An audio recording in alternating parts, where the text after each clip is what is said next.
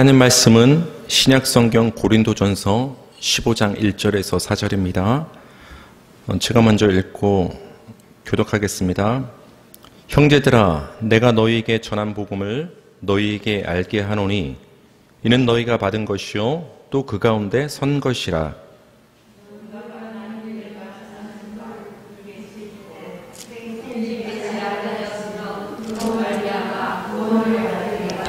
내가 받은 것을 먼저 너희에게 전하였노니 이는 성경대로 그리스도께서 우리 죄를 위하여 죽으시고 4절 시작. 장사 지낸 바 되셨다가 성경대로 사흘 만에 다시 살아나사. 아멘. 오늘 하나님 말씀의 제목은 장사한 지 사흘 만에, 장사한 지 사흘 만에라는 제목으로 하나님 말씀 전하겠습니다. 고린도전서 15장은 부활장으로 알려져 있습니다.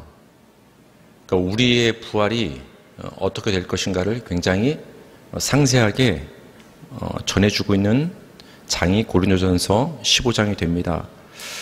그런 동시에 복음이 무엇인가를 우리에게 아주 정확하게 알려주는 장이 또한 고린도전서 15장이 됩니다. 여기 보면 바울이 이런 표현을 쓰고 있습니다. 내가 너희에게 전한 복음, 내가 전한 그 말, 그리고 나서 내용이 나옵니다.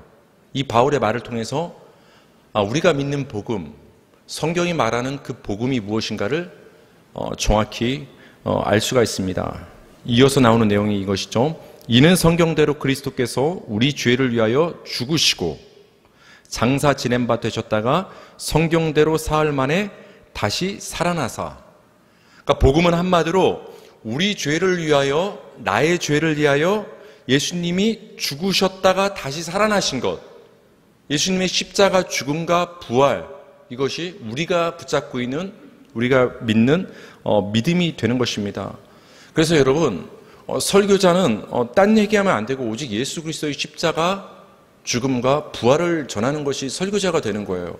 이것을 뒤집어 말하면 여러분이 교회 나올 때 세상의 처세술과 어떤 여러분의 마음을 듣고 싶은 얘기, 어떤 심리학에 관련된 얘기, 어떤 그런 얘기를 들으러 우리가 교회에 나오는 것이 아니라 오직 예수 그리스도의 십자가 복음과 그 부활의 복음을 듣기 위해서 우리는 교회에 모여서 예배를 드리게 되는 것입니다.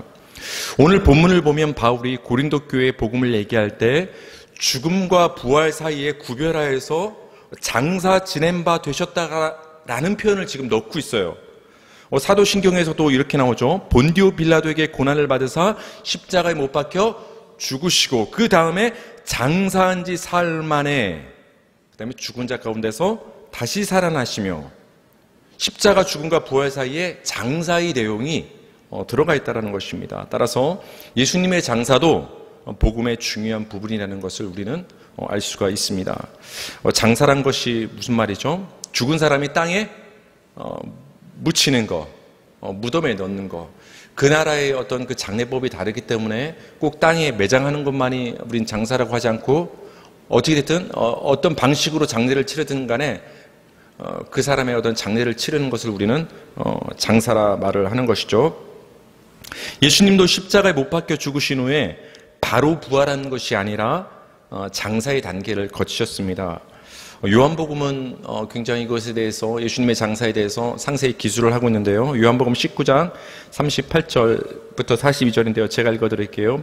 아리마대 사람 요셉은 예수의 제자이나 유대인이 두려워 그것을 숨기더니 2일 후에 빌라도에게 예수의 시체를 가져가기를 구하매 빌라도가 허락하는지라. 이에 가서 예수의 시체를 가져가니라. 일찍이 예수께 밤에 찾아왔던 니고데모도 몰약과 침량 섞은 것을 100리트라쯤 가지고 온지라. 이에 예수의 시체를 가져다가 유대인의 장례법대로 그 향품과 함께 세마포로 쌌더라. 예수께서 십자가에 못 박히신 곳에 동산이 있고 동산 안에 아직 사람을 장사한 일이 없는 새 무덤이 있는지라. 이날은 유대인의 준비일이요 또 무덤이 가까운 고로 예수를 거기 두니라. 예수를 거기 두니라. 예수를 거기에 장사를 지냈다는 말이죠.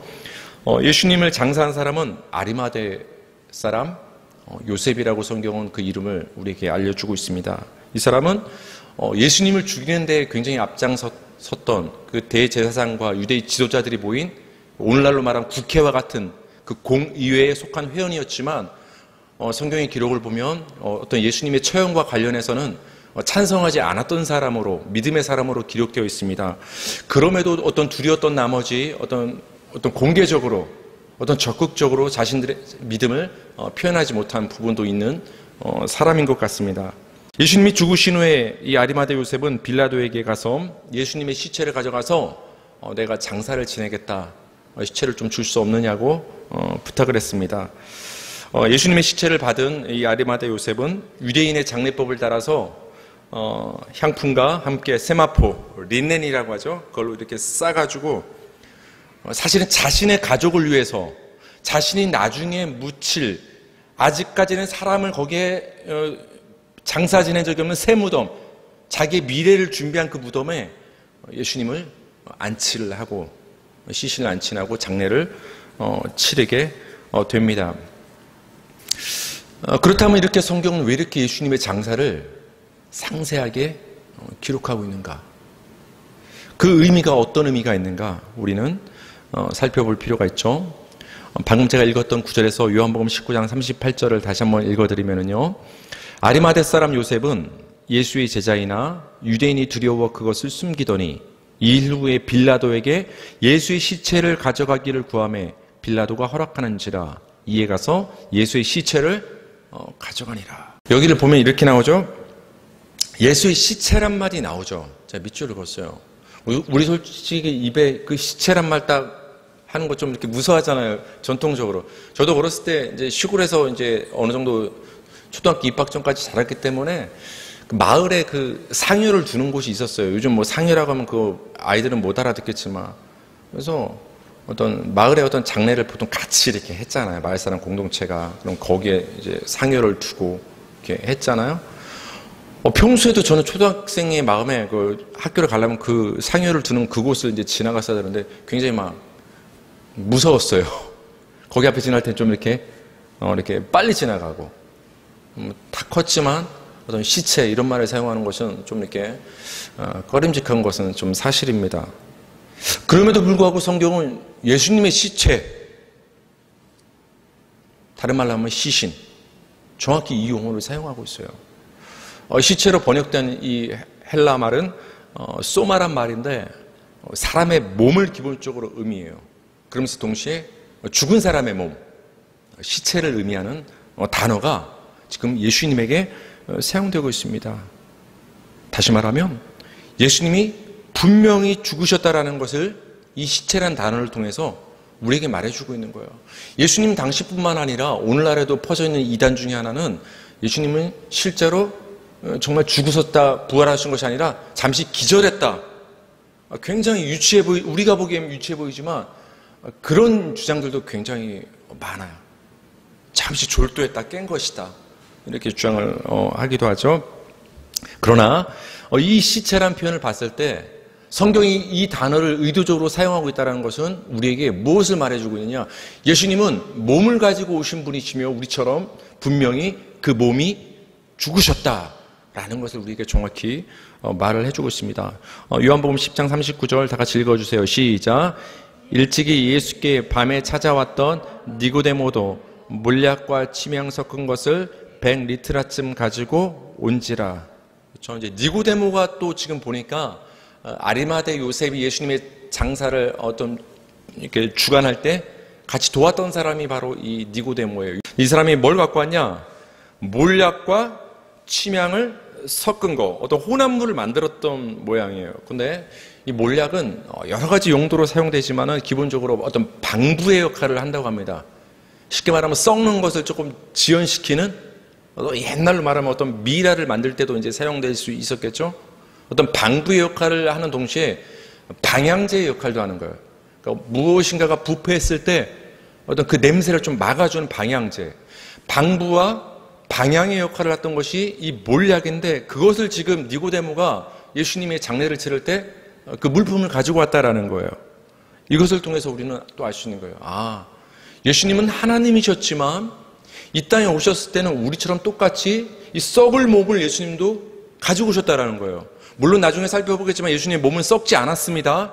썩지 않았지만 사람이 봤을 때 이렇게 방부제 역할을 하는 몰약을 가지고 왔다라는 것은 예수님도 분명히 몸을 가지고 오신, 썩을 몸을 가지고 오신 인간이셨다는 것, 또한 죽으셨다라는 것을 이 니고데모가 가져온 물품을 통해서 성경은 우리에게 분명히 말해주는 거예요. 예수는 죽었다, 죽으셨다. 마가복음 15장 44절에서 45절을 보면 이 장례에 관련된 내용이 좀 더 추가된 부분이 있는데요. 제가 읽어드릴게요. 빌라도는 예수께서 벌써 죽었을까 하고 이상히 여겨 백부장을 불러 죽은 지가 오래냐 묻고 백부장에게 알아본 후에 요셉에게 시체를 내주는지라. 요한복음에는 기록이 안 됐지만 이 마가복음 성경을 보면 바로 빌라도가 예수님의 시체를 내주는 것이 아니라 알아봤어요. 정말 예수님이 죽었냐?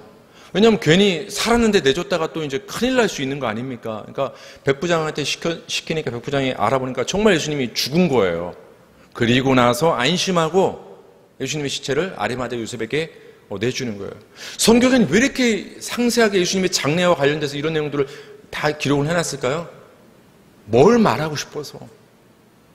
예수님은 확실히 죽으셨다. 예수님은 확실히 죽으셨다라는 것을 이 빌라도와 백부장의 대화를 통해서도 우리에게 말씀을 해주고 있는 것입니다. 아리마대 요셉이 예수님의 시체를 가져다가 장사하는 모습은 마태, 마가, 누가, 요한복음, 사복음서에 다 기록되어 있어요. 그러니까 우리는 예수님의 죽음과 부활만을 그동안 많이 얘기해 왔지만 그 사이에 놓여있는 예수님의 장사에 관한 내용도 사복음서에 다 기록되어 있다는 것은 우리 복음을 이루는 굉장히 중요한 부분 중에 하나가 예수님의 묻히심, 장사라는 것을 우리는 알 수가 있는 것입니다. 예수님의 죽음과 부활을 이어주는 것이 장사라고 했는데 이 장사의 기간은 며칠이죠, 여러분? 3일이죠.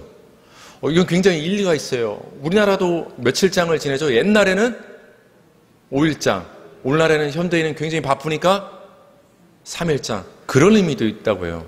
죽은 사람이 정말로 살아나는 경우도 있다고요. 우리가 좀 농담처럼 얘기하지만 관뚜껑을 열고 나오는 경우. 정말 이렇게 땅에 흙을 묻으려고 했는데 잠깐이란 말은 안 했겠지만 뭔가 소리가 나서 정말 살아나는 경우도 있었고 그런 거를 위해서라도 바로 매장을 하지 않았다라는 것이죠. 어쨌든 사도신경에서도 이렇게 우리는 신앙 고백을 하고 있어요. 십자가에 못 박혀 죽으시고 장사한 지 사흘 만에, 제가 사흘 만에 부분을 빨갛게 표시를 했는데 사흘 만에 다시 살아났다는 말을 성경은 계속해서 기록을 하고 있을 뿐만 아니라 우리 사도신경에서도 그렇게 성경에 기초해서 신앙 고백을 합니다. 성경을 보면 사흘이라는 표현이 굉장히 많이 나옵니다. 창세기 42장 17절에서 18절 보면 그들이 다 함께 3일을 가두었더라. 사흘 만에 요셉이 그들에게 이르되 나는 하나님을 경외하노니 너희는 이같이 하여 생명을 보존하라. 이 얘기가 무슨 얘기냐면은 가나안 지경에 흉년에 들었을 때 곡식을 저기 애굽에 가서 얻어오라는 아버지 야곱의 말대로 그 요셉의 형들이 곡식을 구하러 온 거예요. 그 동생이 총리로 지금 있는지도 모르고 그때 어떤 요셉이 정말 그 본심은 아니었지만 그 형님들을 가둡니다. 그리고 이제 얘기를 하죠. 딜을 하는 거예요, 협상을. 자기 동생 베냐민 보고 싶어서 베냐민 좀 데리고 와라. 그때 그 형님들을 가두는데 3일을 가둡니다. 형님들은 굉장히 두려웠겠죠. 3일을 가둔 다음에 3일 만에 그들이 풀려나는 거예요. 여러분, 갇혔던 사람 입장에서 풀려나고 석방되는 것은 다시 살아나는 거예요. 그렇죠? 그런 의미가 있을 때 지금 3일 만에, 사흘 만에라는 표현이 성경에서 쓰이고 있죠. 출애굽기 19장 16절 셋째 날 아침에 우레와 번개와 빽빽한 구름이 산 위에 있고 나팔 소리가 매우 크게 들리니 진중에 있는 모든 백성이 다 떨더라. 하나님이 이스라엘 백성이 보는 가운데 시내산에 강림하시는 그 날이 몇 번째 날이냐면 셋째 날, 3일째 되는 날 하나님이 임하십니다. 하나님이 임하시는 거예요. 여호수아 2장 16절 다 같이 읽어주세요. 시작. 라합이 그들에게 이르되 두렵건대 뒤쫓는 사람들이 너희와 마주칠까 하노니 너희는 산으로 가서 거기서 사흘 동안 숨어 있다가 뒤쫓는 자들이 돌아간 후에 너희의 길을 갈지라. 정탐꾼이 나온단 말이에요. 그래서 라합이 이제 숨겨져서 나중에 그 공로로 라합이 구원을 받죠. 물론 그 공로라는 것은 예수님의 공로를 상징합니다. 근데 그 라합이 정탐꾼들한테 야 저기 산으로 가가지고 숨어 있어라. 근데 며칠 동안? 사흘 동안 숨어 있다가 뒤쫓는 사람들 돌아간 후에 가라. 잡히면 죽어요. 근데 사흘 동안 쥐죽은 듯이 숨어 있다가 사흘 만에 다시 이제 등장을 하는 거예요. 살아나는 것이죠. 그때도 사흘이라는 표현이 성경에서 쓰이고 있습니다. 호세아 6장 1절 2절 오라 우리가 여호와께로 돌아가자. 여호와께서 우리를 찢으셨으나 도로 낫게 하실 것이요 우리를 치셨으나 싸매어 주실 것임이라. 2절 여호와께서 이틀 후에 우리를 살리시며 셋째 날에 우리를 일으키시리니 우리가 그의 앞에 살리라. 우리를 향한 하나님의 구원과 은혜와 살리심이 등장을 하고 있는데 여기 보면은 셋째 날이라는 표현이 나와요. 셋째 날에 우리를 일으키시리니 마치 예수님이 셋째 날에 일으키심을 받은 것처럼 이렇게 성경에서는 여러분 구원과 연관되어서 하나님의 구원과 연관되어서 셋째 날 사흘이라는 용어가 사용되고 있어요. 그러니까 예수님의 그 부활과 관련돼서 그 3일 후에 부활하심, 3일간 장사되었다 부활하심이란 용어를 그 3일이라는 기간은 우연히 아님을 우리는 알 수가 있습니다. 좀 더 구체적인 그 사흘이 예수님의 죽음과 연결되는 그 본문이 있습니다. 창세기 22장 4절 제3일에 아브라함이 눈을 들어 그곳을 멀리 바라보인지라. 아브라함이 그 아들 이삭을 번제로 하나님께 드리기 위해서 가는 날이 제3일째 되는 날입니다. 근데 그 3일째 되는 날 이삭은 지금 죽어야 되는 거예요. 근데 수풀에 걸린 양이 있음으로 말미암아 이삭이 살아나는 거예요. 이삭의 입장에선 죽을 뻔하다 살아난 날이 제3일이에요. 거기에도 지금 3일이라는 용어가 사용되고 있다는 것입니다. 직접적인 구절이 성경에 또 등장합니다. 요나서 1장 17절 다 같이 시작. 여호와께서 이미 큰 물고기를 예비하사 요나를 삼키게 하셨으므로 요나가 밤낮 3일을 물고기 뱃속에 있으리라. 요나가 물고기 뱃속에 있었다 해서 또 신학자들은 막 서로 싸우죠. 물고기를 삼킨 게 고래냐 상어냐 큰 뭐냐. 고래는 목구멍이 어쩌고 저쩌고해서 삼키기 사실 힘들다. 그러니까 큰 상어였을 것이다. 상어냐 고래냐가 뭐가 중요해요. 그렇죠? 가끔 보면 저도 이제 그 신학교를 나왔지만 굉장히 쓸데없는 걸 논쟁을 하는 걸 많이 봐요. 핵심은 물고기 뱃속에 들어갔다라는 거예요. 그게 중요한 거예요. 근데 그 들어간 기간이 밤낮 사흘. 여러분 밤낮 사흘은 기간적으로 봤을 때 뭐예요? 밤낮 사흘이니까 만 3일을 가리키는 거예요. 만 3일. 2박 3일이 아니라 만 3일을 지금 의미하는 데 보입니다. 이것을 예수님께서 인용해서 이렇게 말씀하십니다. 마태복음 12장 40절 보니까 요나가 밤낮 사흘 동안 큰 물고기 뱃속에 있었던 것 같이 인자도 나도 밤낮 사흘 동안 땅속에 있으리라. 그 요나의 그 죽음을 물고기 뱃속에 갇힌 그 죽음을 자신의 땅속에 묻힌 장사의 죽음과 예수님은 연결하고 있어요. 그때 등장하는 것이 요나의 3일인 거예요. 요나의 3일. 그래서 예수님은 자신의 장사를 말할 때 사흘 만에 다시 살아날 것을 생전에 굉장히 입버릇처럼 많이 말씀을 해주셨어요. 마가복음 8장 31절 인자가 많은 고난을 받고 장로들과 대제사장들과 서기관들에게 버림받아 죽임을 당하고 사흘 만에 살아날 것을 비로소 그들에게 가르치시되.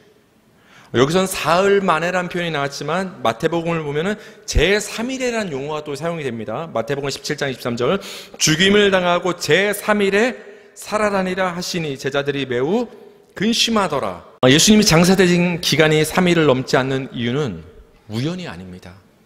성경의 예언과 일치를 하고 있습니다. 시편 16편 10절 한번 보실까요? 이건 나중에 보여주시고요. 시편 16편 10절 이는 주께서 내 영혼을 소홀히 버리지 아니하시며 주의 거룩한 자를 멸망시키지 않으실 것임이니이다. 이게 다윗의 찬송인데 이렇게 말합니다. 하나님이 내 영혼을 스올에, 스올은 죽은 자들의 세계입니다. 무덤을 가리킵니다. 수월에 버리지 않으면 주의 거룩한 자를 멸망시키지 않으실 것입니다. 그래서 하나님을 다윗이 찬송을 하는데 멸망시키지 않다라는 말에 정확히 원어로는 어떻게 되어 있냐면 썩게 하지 않으신다. 수월은 무덤이죠. 근데 멸망은 썩는다. 그러니까 하나님이 나를 무덤에 그냥 내버려둬서 무덤에 가면 썩는 거 아닙니까? 썩게 내버려두지 않게 어떻게 조치를 취하실 거라는 얘기를 다윗이 하고 있는 거예요. 근데 다윗이 그 예수님이 태어나시기 전 그 옛날에 이 말씀의 찬송을 하나님께 올렸지만 이것은 알고 보니까 누구를 향한 예언이었냐? 예수 그리스도의 십자가 장사와 부활을 향한 다윗의 예언이었다라는 거예요. 그래서 사도행전에서 베드로는 이 말씀을 인용해서 다윗은 알고 보니까 선지자였다. 그 옛날 찬송을 했던 것 같지만 그 찬송에는 예수님의 장사와 죽음이 예언되어 있었다. 그래서 다윗은 선지자다라는 말을 설교를 합니다. 그게 바로 사도행전 2장 31절에 나옵니다. 읽어볼게요. 다 같이 시작. 미리 본고로 그리스도의 부활을 말하되 그가 음부에 버림이 되지 않고 그의 육신이 썩음을 당하지 아니하시리라 하더니, 미리 본고로, 누가냐? 다윗이 미리 본고로 그리스도의 부활을 말했다라는 거예요. 아까는 스올이었는데 신약에 와서는 음부. 제가 예전에 영유콘 시리즈 설교할 때 스올과 음부 말씀드렸죠. 죽은 자들의 세계를 말하는 거예요. 신약에서는 음부란 용어가 사용되고 구약에서는 스올이라는 용어가 사용된단 말이에요. 근데 그의 육신이 멸망을 당하지 않는다, 썩임을 당하지 않는다는 거예요. 누가 말이죠? 예수 그리스도가. 그러니까 예수님이 사흘 동안만 무덤에 갇혀 있었던 것은 우연이 아니라 성경의 예언이라는 거예요. 사흘이 지나면 썩었을지 몰라요. 그럼 여러분 저한테 시비 거는 분이 있을지 몰라요. 이틀 안에도 썩을 수 있는 거 아니에요? 거기 더운 나라인데. 거기에 의미를 두지 마시고 사흘을 넘기지 않고 성경의 예언대로 예수님을 살려내셨다는 것은 썩지 않게 하시겠다는 하나님 아버지의 그 약속의 말씀을 이루시기 위해서 사흘 만에 부활을 시키시는 거예요. 그러니까 니고데모가 방부제 몰약을 갖고 간 그것을 기록한 것은 우연이 아닌 거예요. 왜 사흘 동안 예수님의 시체가 썩지 않고 유지되게 하기 위해서 하나님은 그 약속을 이루시기 위해서 인간 니고데모를 통해서 방부제를 쓰게 하신 거예요. 그 모든 인간이 하는 행동들은 우연인 것 같지만 그 하나님의 큰 그림과 구원의 역사를 이루어 나가시는 그 일을 이루시는 하나님의 그 도구로서 사용이 된다는 것을 우리는 아리마대 요셉과 니고데모의 행동을 통해서도 우리는 알 수 있는 거예요. 이런 하나님의 섭리를 우리가 예수님의 장사의 사건과 그 구원의 사건, 부활의 사건을 통해서 우리는 우리의 그 소망이 되는 거예요. 하나님께서 예수님의 그 장사와 부활에 있어서 그렇게 사람을 통해서 세세의 약속을 이루기 위해서 섭리해 나가셨다면 내가 이 땅을 살아갈 때 모든 것이 우연이고 내가 환난을 만날 수 있으나 하나님께서는 나를 내버려 두지 않고 모든 사람과 환경을 통해서 나를 끝까지 붙잡아 주시고 나를 도와주시고 구원해 주실 것이라는 그런 소망을 갖게 되는 거예요. 그 소망의 말씀을 여러분에게 주시기 위해서, 믿음의 위로를 주시기 위해서 이 기록들이 되어 있는 거예요. 여러분, 사실 예수님이 장사한 지 사흘 만에 제3일에 다시 살아나셨다는 말은 그 기간을 따지는 데 있어서 굉장히 논쟁이 많습니다. 여러분, 우리말로 한번 생각해 보세요.